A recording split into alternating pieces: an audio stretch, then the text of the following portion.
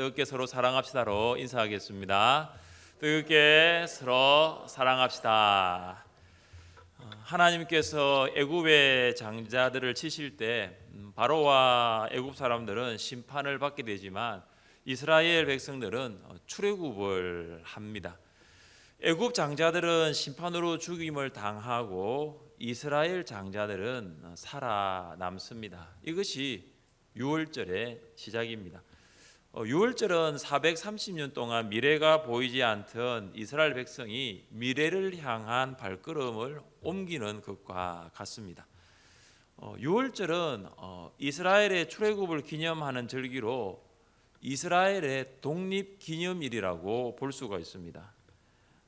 유월절은 우리나라의 광복절과 같은 절기로 보시면 됩니다. 1776년 7월 4일 13개 식민지 대표들이 영국으로부터 자유를 쟁취하기 위해서 독립선언문에 서명을 한 날을 미국의 독립기념일이라고 합니다. 우리나라는 36년 동안 일제강점기를 지나 1945년 8월 15일을 한국의 독립기념일인 광복절로 지킵니다. 우리나라가 8.15 광복절이라고 부르듯 미국은 독립기념일을 7월 4일 4th of July라고 합니다. 우리나라 사람들은 국가와 공동체를 생각한다고 하면서 광복절은 크게 개인적인 어떤 의미에 두지는 않는 것 같습니다. 그런데 이 미국 사람들은 아주 개인주의적인 성향을 가지고 있으면서도 국가와 공동체를 생각하는 면들이 참 많습니다. 미국의 독립기념일은 국가적인 축제입니다. 지역별로 독립을 기념하는 각종 프레이드, 음악회, 연주회 등 다양한 행사들을 펼칩니다. 사람들은 이런 다양한 행사들에 참석하면서 다시 한번 독립을 생각합니다. 그래서 미국 독립기념일의 하이라이트는 뭐냐면 불꽃놀이입니다. 뉴올리언즈 같은 경우에는 거기 이제 불꽃놀이가 다운타운 옆에 미시시피 강이 흐르는데 그 강변에서 진행이 됩니다. 독립기념일 불꽃놀이는 밤 9시 반에 시작합니다. 그런데 이 불꽃놀이를 더 잘 보기 위해서 7월 달이 얼마나 덥습니까? 그 떼약볕 아래에서 자리를 차지하기 위해서 오후 3시부터 사람들이 몰려듭니다. 시간이 지남에 따라 점점 많은 인파들이 몰려듭니다. 특별히 가족 단위로 참 많이 옵니다. 아이들이 키가 큰 어른에 가려가지고 불꽃놀이를 볼 수 없으면 아이가 이제 아빠한테 태워달라 그러죠. 뭐죠? 목말 태워달라 그래요. 태워가지고 불꽃을 보는 거예요. 아이들은 7월 4일 독립기념일에 보았던 불꽃놀이를 잊을 수 없습니다. 부모가 아이에게 7월 4일은 독립기념일이야 라고 말하는 것보다 더 효과적인 것은 부모가 아이들과 함께 불꽃놀이 한번 보러 가면 되는 겁니다. 그때가 독립기념일이라는 것을 그 아이들은 알게 되는 것입니다. 하나님께서 이스라엘 백성들에게 유월절을 명령합니다. 우리 1절과 2절 말씀을 함께 읽겠습니다. 여호와께서 애굽 땅에서 모세와 아론에게 일러 말씀하시되 이 달을 너희에게 달의 시작 곧 해의 첫 달이 되게 하고. 애굽은 이스라엘 백성이 430년 동안 노예로 살던 곳이지만 더 이상 이스라엘 백성이 머무를 수 있는 곳은 아닙니다. 출애굽은 이스라엘 백성이 노예에서 자유인이 되는 것이고 그 시작을 알리는 것이 유월절입니다. 그래서 유월절은 이스라엘의 새로운 시작을 알리는 절기입니다. 출애굽하는 달이 해의 첫 달 정월이 됩니다. 그래서 출애굽이 이스라엘 달력에서의 새해고 시간이 기준이 되는 것입니다. 하나님께서 애굽에서 사용하였던 기존의 원력을 사용하지 않고 완전히 새로운 원력을 제정하신 것입니다. 그래서 이스라엘의 정월은 아비볼인데 우리나라로 치면 1월이 아니에요. 3월과 4월 사이가 이스라엘에는 정월, 우리나라로 치면 1월이 되는 거죠. 종전까지 사용하였던 원력이 아니라 하나님께서 전혀 다른 아비월 3월과 4월 사이에 1월로 정한 이유가 무엇일까요? 이스라엘 백성이 더 이상 애굽 바로의 노예가 아니기 때문입니다. 그들은 더 이상 바로의 통치권 아래에 있지 않기 때문입니다. 그들은 애굽에서 노예로 바로가 시키는 흙을 이기고 벽돌을 굽고 농사 일을 할 필요가 이제 없기 때문입니다. 이스라엘 백성은 더 이상 바로의 노예가 아니라 하나님의 사랑을 받아 택함 받은 하나님의 선민입니다. 그들은 하나님의 통치권 아래에 있는 하나님의 백성이라는 것입니다. 노예가 아니라 하나님의 자녀입니다. 하나님의 선민이 되고 백성이 되고 하나님의 자녀로 새롭게 태어나는 날, 그 날을 기념하는 것이 유월절이에요. 세상은 우리가 마귀의 지배 아래 죄의 노예로 살았던 곳입니다. 우리가 죄의 노예로 세상에 있는 육신의 정욕과 또 안목의 정욕과 이생의 자랑을 따라 살아왔습니다. 여러분, 아무리 세상의 것을 많이 소유하고 만족하고 사용하고 사랑해도 늘 부족해요. 염려가 있습니다. 근심하며 사는 거예요. 그런 우리가 하나님의 은혜 아래서 예수 그리스도를 믿음으로 죄의 노예에서 하나님의 자녀가 됩니다. 세상 나라의 백성에서 하나님 나라의 백성이 되는 것입니다. 성령으로 말미암아 하나님을 아버지라 부르게 되고 예수님을 구원자와 주님으로 고백하는 것입니다. 이것이 영적 출애굽입니다. 영적 출애굽은 세상의 것을 바라보고 사랑하고 소유하려던 육신의 정욕과 안목의 정욕과 이생의 자랑에서 놓는 것입니다. 그래서 그리스도인에게 출애굽은 출세상과 같다라는 거예요. 세상의 노예에서 나오는 거죠. 출세상이에요. 세상의 정욕과 세상의 자랑에서 나오는 거죠. 출세상이에요. 세상으로부터 나오는 거예요. 이스라엘 백성이 애굽에서 출애굽하였던 것처럼 하나님의 자녀 그리스도인은 세상으로부터 나오는 거예요. 출세상이라는 거죠. 사랑하는 성도 여러분, 출세상 하셨어요? 영적으로 출애굽하셨어요?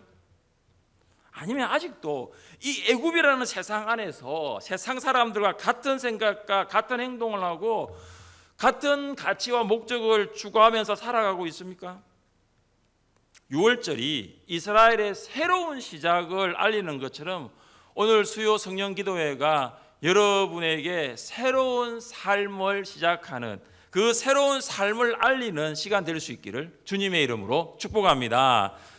하나님의 명령에 따르면 유월절의 참여 범위가 어떻게 됩니까? 너희는 이스라엘 온 회중에게 말하여 이르되.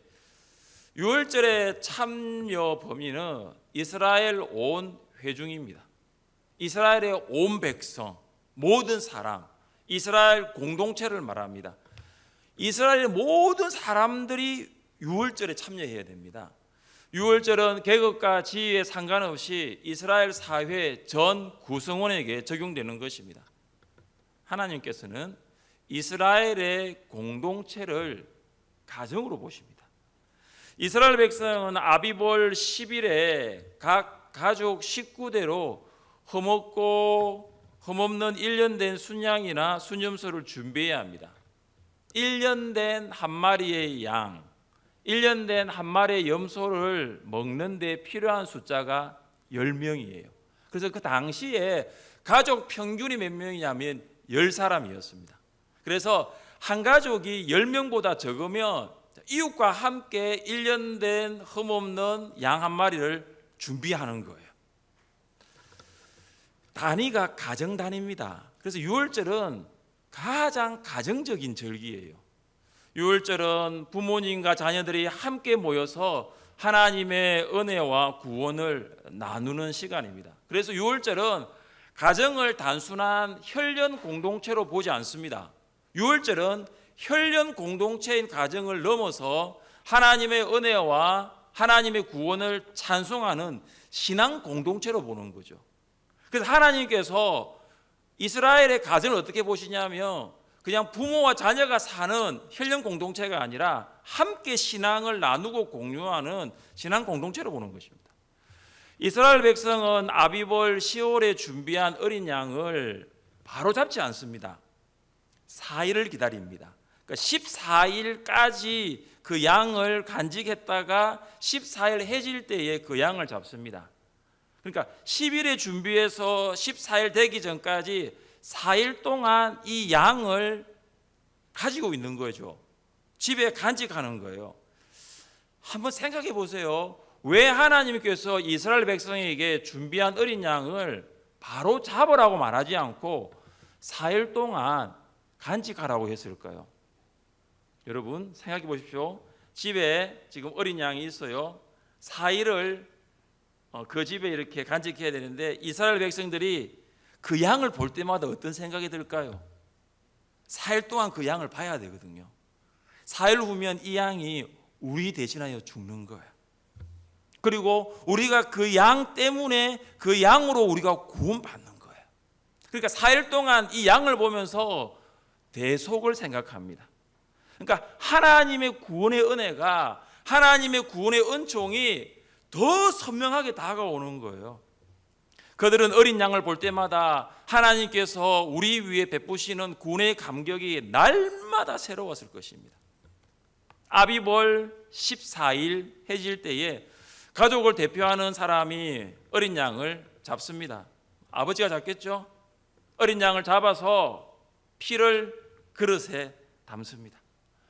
그리고 우슬초 묶음을 그릇에 담은 피에 적셔가지고 그 피를 집 좌우 문설주, 그죠? 문의 양쪽에 세우던 그 문짝을 다는 기중 문설주와 임방, 기둥과 기둥 사이에 벽을 가로지르는 나무 위에 우슬초로 피를 적셔서 그걸 바르는 거예요.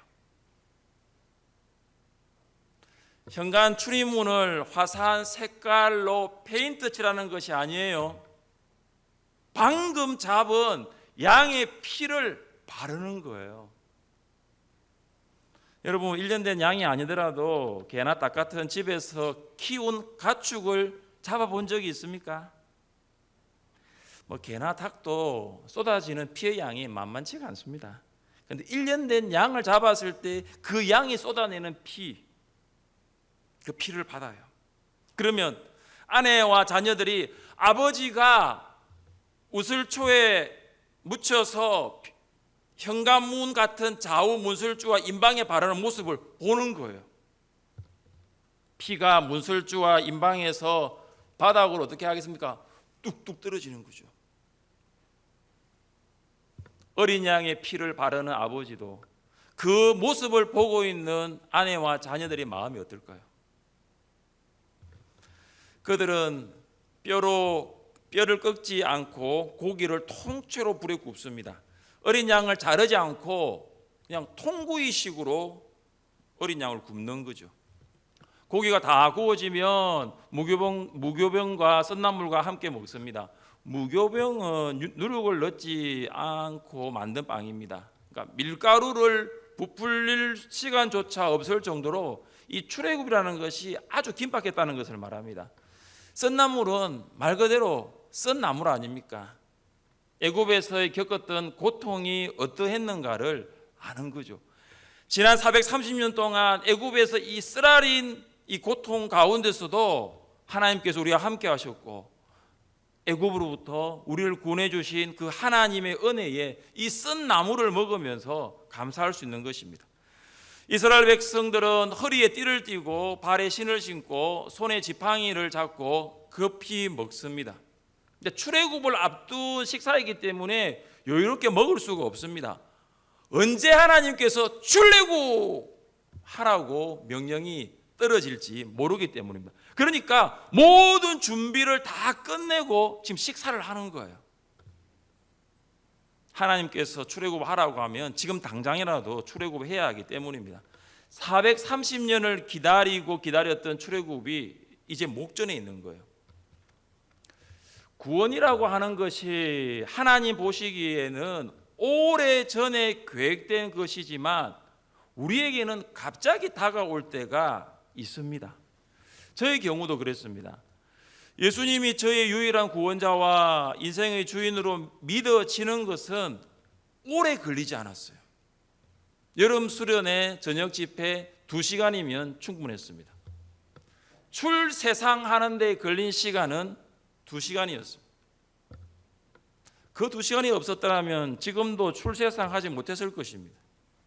여전히 육신의 정욕과 안목의 정욕과 이생의 자랑을 쫓아다니면서 살고 있었을 것이 분명합니다. 하나님께서는 모세에게 유월절의 참여 범위와 유월절 식사와 식사 방법을 말씀하신 후에 그날 어떻게 하겠다고 하십니까? 함께 12절 말씀을 읽어보겠습니다. 내가 그 밤에 애굽 땅에 두루다니며 사람이나 짐승을 막론하고 애굽 땅에 있는 모든 처음 난 것을 다 치고 애굽의 모든 신을 내가 심판하리라. 나는 여호와라. 아멘. 하나님께서 유월절에 애굽을 특별한 방식으로 심판하십니다. 이스라엘 백성들이 유월절 식사를 하고 있을 때에 하나님께서는 유월절 밤에 애굽 땅에 두루 다니십니다. 모든 애굽 사람과 짐승의 처음 난 것을 죽이십니다. 이것은 모든 애굽 신에 대한 심판이기도 합니다. 애굽 사람들은 바로를 태양신 라의 아들로 숭배했습니다. 아들의 죽음을 막을 수 없는 아버지가 어떻게 신이 될 수 있습니까? 바로 아들의 죽음은 곧 바로와 애굽 신에 대한 징계입니다. 아들의 생명조차 지키지 못하는 바로가 애굽 사람들로부터 태양신의 아들이라고 불릴 수 있을까요? 애굽에 처음 난 것 장자에 대한 심판은 결국 하나님이 유일한 참 신이심을 밝히는 것입니다. 하나님이 오직 홀로 유일한 참 신입니다. 재앙이 거듭하면 거듭할수록 바로는 하나님이 세상을 창조하시고 다스리시는 신이심을 알았습니다. 그는 마지막 장자의 재앙을 통하여 완전하게 하나님이 유일한 신임을 알게 되었습니다. 바로처럼 깨지고 터지고 망가지고 모든 것을 다 잃은 후에 하나님을 믿는 사람은 참으로 어리석은 사람입니다. 바로처럼 경험하지 않아도 오늘 우리는 바로를 보면서 하나님이 유일한 참 신이심을 알게 되는 것입니다. 그러면 우리의 선택만이 남아 있습니다. 우리도 바로처럼 깨지고 터지고 망가지고 모든 것 다 잃은 후에 하나님 믿을 것인가? 아니면 지금이라도 바로가 쫓던 세상을 떠나서 하나님께로 돌아올 것인가? 이것이 선택입니다. 하나님께서 유월절을 통하여 보여주시는 표적이 무엇입니까? 우리 함께 13절 말씀을 읽겠습니다. 내가 애굽 땅을 칠 때에 그 피가 너희가 사는 집에 있어서 너희를 위하여 표적이 될지라. 내가 피를 볼 때에 너희를 넘어가리니 재앙이 너희에게 내려 멸하지 아니하리라. 아멘. 하나님께서 애굽 땅을 두루 다니실 때에 애굽의 모든 처음 난 것을 심판하시지만 이스라엘 백성들은 넘어갑니다. 하나님의 심판이 유월절 어린 양의 피가 흥건히 발라진 이스라엘의 집을 넘어가는 거죠. 왜 그럴까요? 하나님께서 그 피를 보시기 때문입니다. 이 집에는 어린 양의 피가 흥건히 발라져 있다는 것을 하나님이 보시기 때문입니다. 피는 생명이기에 피를 흘렸다는 것은 죽었다라는 것입니다. 이스라엘의 집에 어린 양의 피가 발라져 있다는 것은 어린 양이 그 집을 위해 죽었다는 거예요.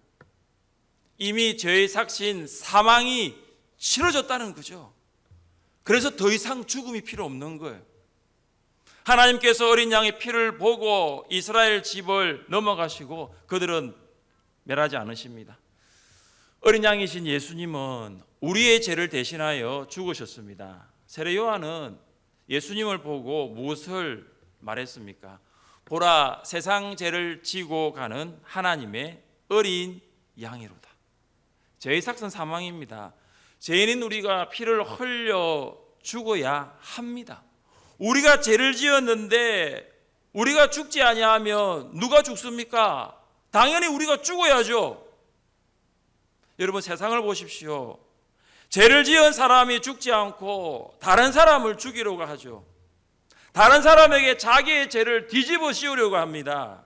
세상 사람들은 잘못했으면 잘못했다라고 말을 해야 되는데 잘못하지 않은 사람에게 잘못했다라고 말을 합니다. 우리도 때로는 이럴 때 있지 않습니까? 남편이 아내에게 잘못했으면 남편은 아내에게 용서를 구하고 관계를 회복해야 되는데 그렇지 않아요. 부모도 자녀에게 잘못할 수 있죠. 부모가 자녀에게 잘못했으면 부모라 할지라도 자녀에게 미안하다고 말해야 하지 않습니까? 예수님은 우리의 죄를 떠맡으심으로 지셨습니다. 예수님은 십자가에 죽으심으로 우리가 받아야 할 죄의 대가를 다 지불하셨어요. 예수님은 우리의 모든 죄를 용서해 주셨습니다. 예수님만이 우리의 죄의 문제를 해결할 수 있는 유일한 길이 되셨습니다. 왜냐하면 예수님의 보혈이 능력이기 때문입니다. 예수님의 보혈이 육체의 정욕과 안목의 정욕과 이생의 자랑에서 이길 수 있는 능력입니다. 우리가 출세상하여 예수를 믿은 후에도 세상에 살면서 죄를 지을 수 있어요. 죄를 짓는 그 순간 우리는 무엇을 생각해야 합니까? 십자가에서 달려서 피 흘리고 계신 예수님을 생각하는 거예요.